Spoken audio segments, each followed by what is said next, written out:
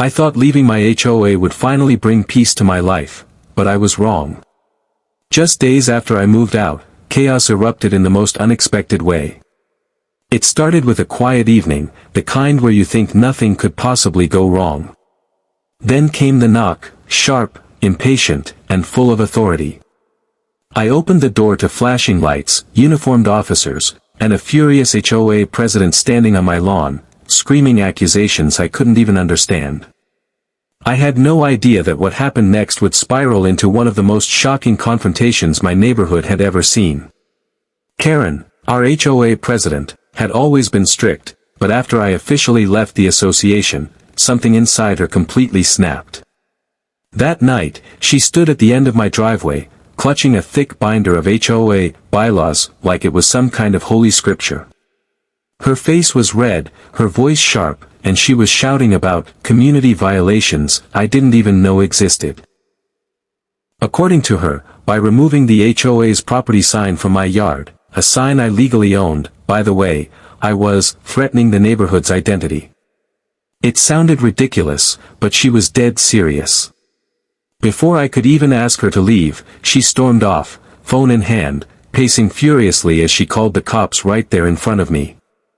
I could hear her voice echoing down the street, "Yes, officer. We have a trespasser refusing to comply with HOA regulations. Send someone immediately." My jaw dropped. Trespasser. On my own property? Minutes later, I heard the faint sound of sirens in the distance, growing louder by the second. That's when I noticed shadows moving behind curtains, neighbors peeking out, phones in hand, recording every second. Whispers spread like wildfire up and down the block, and in that moment, it felt like the entire neighborhood was holding its breath.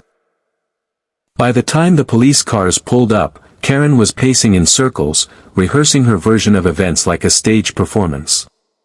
I could see two officers exchanging confused looks, clearly unsure why they were even there.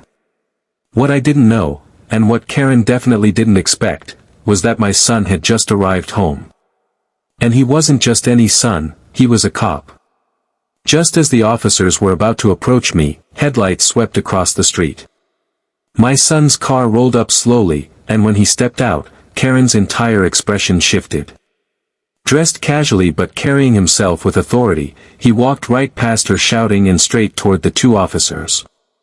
"Evening, gentlemen," he said calmly, pulling out his badge. The moment it caught the streetlight, Karen froze mid-sentence. One of the officers glanced down at the badge, then back at my son, and immediately straightened up. "Officer Daniels," one of them asked, clearly recognizing his name. My son nodded, then turned to Karen, his voice steady but firm. "Ma'am, I've reviewed the situation, and you've made a false report. You claimed there was a trespasser. But this is my father's property, he's well within his rights to be here." Karen's face went pale, but she tried to argue. "He's violating HOA regulations." "That's a crime," she screeched, waving her binder like a weapon. My son didn't even flinch. "HOA rules," he said, lowering his voice so the entire street went silent, "are not criminal law. Calling 911 under false pretenses is, however, and that's a serious offense." The officers looked at each other, and one quietly stepped forward to stand beside my son. "Ma'am, we're going to need you to calm down," he said, placing a hand near his cuffs. Karen took a step back, stammering excuses, but it was too late. My son gave a short nod, and within seconds, the officers had Karen in handcuffs, reading her rights right there on the sidewalk. The neighbors gasped. Phones were recording. And for the first time, Karen didn't have anything left to say. The entire street fell silent except for the sound of Karen's angry protests as the officers led her toward the squad car. Her voice cracked as she shouted, "This is harassment. You can't do this to me." But no one came to her defense this time. The same neighbors who once avoided crossing her were now standing outside, recording everything, whispering to one another like they were watching a live courtroom drama unfold right in front of them. I watched as Karen struggled, still clinging to her binder of HOA rules until one of the officers finally took it from her hands. My son stood beside me, arms crossed, keeping an eye on the situation. "Dad," he said quietly, "she's facing charges for filing a false police report, obstruction, and disorderly conduct. This isn't going away anytime soon." Within minutes, the flashing lights disappeared down the street, taking Karen with them. But the chaos she left behind lingered. Almost immediately, the HOA group chat exploded. Message after message flooding in from neighbors. Some were celebrating, relieved that someone had finally stood up to her bullying. Others were panicking, wondering what would happen to the HOA now that its fearless leader was in custody. By the next morning, it was all anyone in the neighborhood could talk about. Videos of Karen's arrest had already made their way to social media, gaining thousands of views overnight. The perfect community she claimed to control had suddenly become the center of online attention, and not for the reasons she wanted. But little did we know, this wasn't the end of Karen's chaos. In fact, it was only the beginning of a much bigger HOA war. I thought Karen's arrest would finally bring peace to the neighborhood, but I couldn't have been more wrong. 2 weeks later, she was out on bail, and instead of laying low, she came back with a vengeance.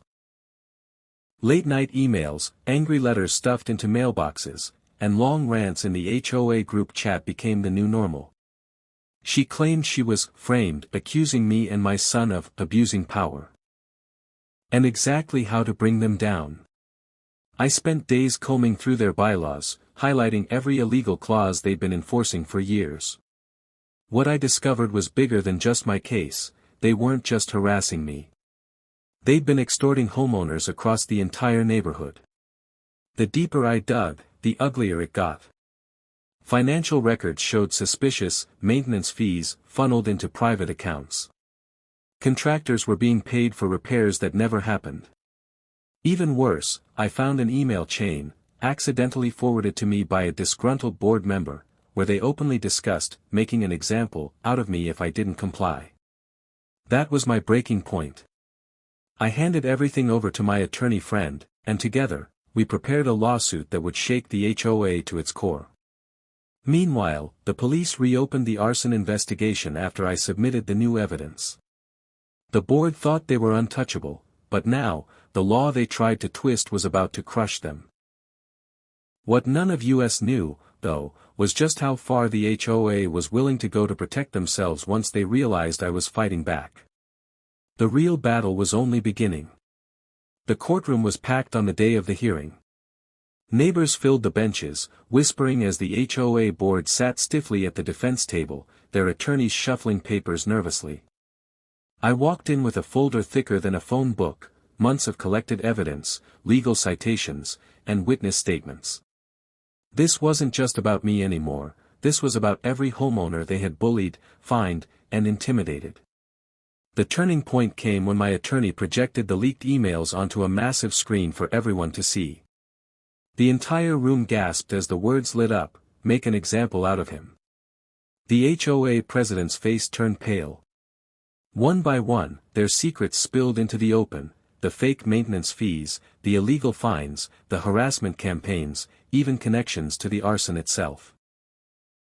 By the end of the trial, the judge didn't just rule in my favor, he dissolved the entire HOA and referred the case to the district attorney for criminal charges. 3 board members were arrested on the spot. For the first time in months, I felt like I could breathe. I'd lost my home, but I'd won something bigger, justice. Standing outside the courthouse, reporters crowded around, shoving microphones in my face. One asked if I regretted refusing HOA membership.